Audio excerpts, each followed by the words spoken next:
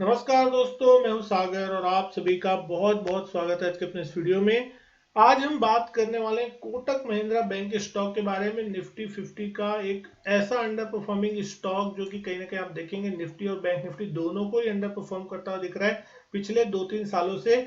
और खासकर निवेशकों का जिन्होंने भी इस स्टॉक में पैसे लगाए वो बहुत ही ज्यादा निराश है कि एक अच्छा स्टॉक होने के बावजूद भी परफॉर्मेंस आखिर क्यों नहीं आता हुआ दिख रहा है। तो सबसे पहला रीजन तो ये है कि जो अनसर्टेनिटी चलती हुई दिखाई दे रही है इसके सीईओ और एमडी पद के लिए, क्योंकि उदय कोटक साहब ने इस्तीफा दे दिया है फाइनली। जो उनका कार्यकाल 31 दिसंबर को खत्म होने वाला था वो कहीं ना कहीं सितंबर की शुरुआत में ही खत्म हो गया। और अब जो है दीपक गुप्ता साहब जो है नए एमडी वो भी अंतरिम बन के आए। तो अभी भी फाइनल नहीं हुआ है आरबीआई की तरफ से कि कौन रियल एमडी यहाँ पे सीईओ जो है वो बनता हुआ दिखाई देगा।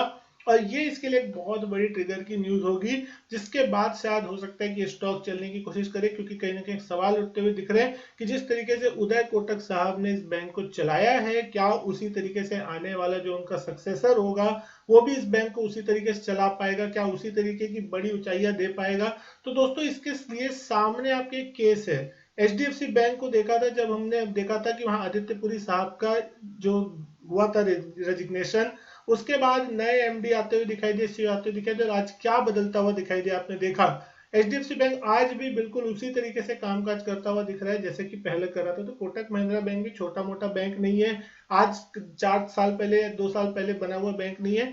कई सालों से कामकाज करता हुआ दिख रहा है, 30-40 साल पुराना इतिहास इस बैंक का बना हुआ है।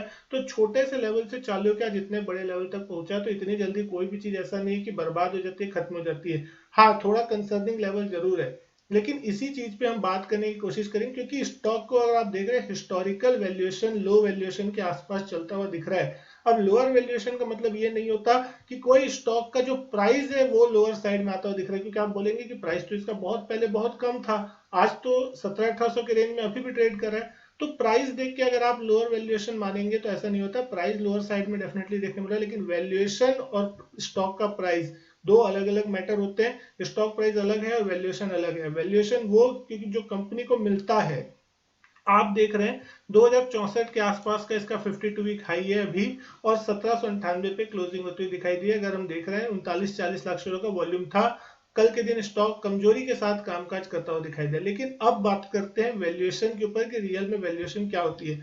वैल्यूएशन होती है कंपनी कितना कमा रही है। प्राइस टू अर्निंग रेशियो आपको ये साफ बताता है कंपनी कितना कमा रही है, और कंपनी कमा रही है वो पता चलता है आपको अर्निंग पर शेयर से, जो कि है 82 रुपीज का ईपीएस, यानी अर्निंग पर शेयर पे कंपनी कितना रुपए का मुनाफा कमा रही है। तो 82 रुपए का मुनाफा कमा रही है कंपनी, और उसके हिसाब से कंपनी की जो मार्केट कैप है वो है 3,57,000 करोड़ रुपए की।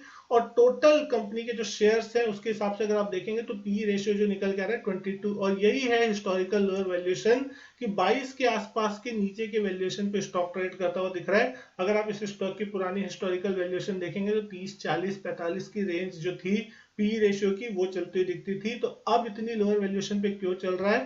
प्राइस टू बुक अगर आप देख रहे हैं 3.2 के आसपास की चल रही, जो कहीं ना कहीं 4-5-6 की रेंज में चला करती थी।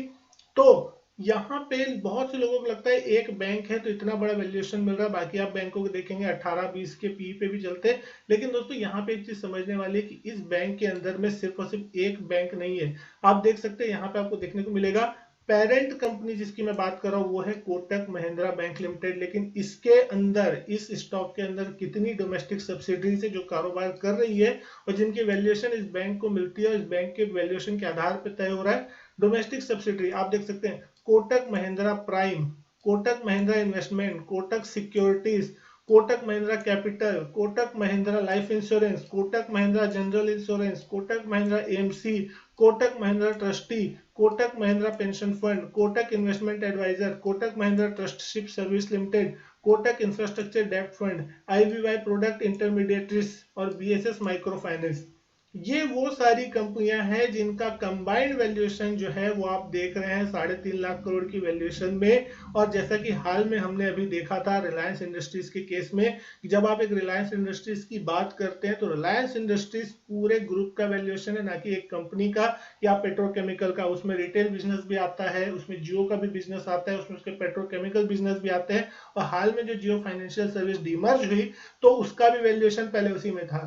जैसे ही डीमर्जर हुआ आपने देखा जियो फाइनेंशियल्स की जो है लिस्टिंग के बाद उसकी वैल्यूएशन अलग हुई। अब जो रिलायंस इंडस्ट्री उसमें पेट्रोकेमिकल, जियो और साथ ही साथ रिटेल, इन तीन का बिजनेस कंबाइंड हो रहा है। तो जब कभी भी इन कंपनी के बीच में आपको देखने को मिलेगा कि इस कंपनी का डिमर्जर होगा या कोई डिमर्ज करती हुई दिखाई देगी इसमें से कोई भी चीज, तो आपको देखने मिल सकता है कि कितना बड़ा वैल्यूएशन यहाँ पे अनलॉक होता हुआ दिखाई देगा। जैसे कि हम यहाँ पे बात करें life insurance business, general insurance business, AMC वाला बिजनेस या कोटक महिंद्रा प्राइम का बिजनेस, अब ये कोई भी अगर डिमर्ज होकर अलग लिस्ट होता है तो इसको एक अलग से वैल्यूएशन मिलेगी और वैल्यू अनलॉकिंग होती हुई दिखाई देगी। तो कहीं ना कहीं इस स्टॉक में आप देख रहे हैं फाइनेंशियल्स की तरफ भी अगर आप जा रहे हैं तो क्या इस कंपनी के फाइनेंशियल्स खराब होते हुए दिख रहे हैं? तो आपको देखने मिलेगा बिल्कुल भी ऐसा नहीं है। आप नेट प्रॉफिट इस कंपनी का देखेंगे लगातार ग्रोइंग होता हुआ दिख रहा है, और एक्सपोनेंशियली तो नहीं कह सकते लेकिन हर साल एक अच्छी रेंज में 20 से 25% की रेंज तक में अगर आप देखते हैं 15 से 20-25% की रेंज पे स्टॉक लगातार जो है प्रॉफिटेबिलिटी अपनी कंपनी ग्रो करती हुई दिखाई दे रही है। और कोई भी बैंक ऐसा नहीं देखने मिलता है जिसमें आपको कंसिस्टेंट प्रॉफिट ग्रो करते हुए दिखने को मिले। तो बहुत ही कम ऐसे बड़े बैंक है जिसमें आपको कंसिस्टेंट प्रॉफिट साल दर साल, जो पिछले साल है उससे अगले साल प्रॉफिट ज्यादा होगा, उसके अगले साल उस पिछले साल से ज्यादा प्रॉफिट होगा। तो ये बैंक उसी तरीके का बैंक है। आप शेयर होल्डिंग पैटर्न देखेंगे, प्रोमोटर्स की हिस्सेदारी 26% के आसपास बनी हुई है, जो कि यहाँ पे उदय कोटक साहब की और उनके फैमिली या जो भी उनके टोटल प्रोमोटर्स इस कंपनी के उनकी। एफआईएस का अगर आप हिस्सा देखेंगे, एफआईएस का भी बहुत बड़ा हिस्सा इस कंपनी में लगा है। 41% 42% के आसपास की होल्डिंग है, जो कि अगर आप देख रहे हैं मार्च के मुकाबले जून में एफआईएस ने अपनी होल्डिंग बढ़ाई है, 42% के आसपास की है। तो एफआईएस का भी भरोसा यहाँ पे बना है। कुछ अनसर्टेनिटी डेफिनेटली बनी हुई है, वो बाद में क्लियर हो जाएगी। 1-2-3 महीने का टाइम है, हो सकता है यहाँ पे आपको बहुत से लोग हों जो कि यहाँ पे एक्यूमुलेट करते हुए दिखाई दे रहे हैं, क्योंकि आईटीसी जैसा स्टॉक भी जो था बहुत लंबे समय तक यहाँ पे आपको देखने मिला था कि कंसोलिडेट किया था, बहुत से लोग पक गए थे उसको पकड़ के, और फाइनली जिस दिन वो चलना चालू किया उसके देखा किस तरीके की वैल्यूएशन देखने मिली। डीआईएस की अगर आप वैल्यू देख रहे हैं 19.6% की होल्डिंग यहाँ बनी हुई, 21 से गिर के 19.6, थोड़ा यहाँ पे सेलिंग देखने मिली है। पब्लिक शेयर होल्डिंग देखें 13.27 से गिर के 12.89। अब पब्लिक शेयर होल्डिंग ये देखने वाली बात होगी कि जून क्वार्टर में 12.89% थी, उसके पहले साल 2022 जून में 16% के आसपास थी। तो पिछले एक साल में जो बड़ा हिस्सा बेचा गया है 16 से घट के 13%, वो पब्लिक शेयर होल्डिंग। तो पब्लिक ने 3% के आसपास के जो शेयर है 3% से ज्यादा के, वो यहाँ पे सोल्ड आउट कर दिए हैं कहीं ना कहीं।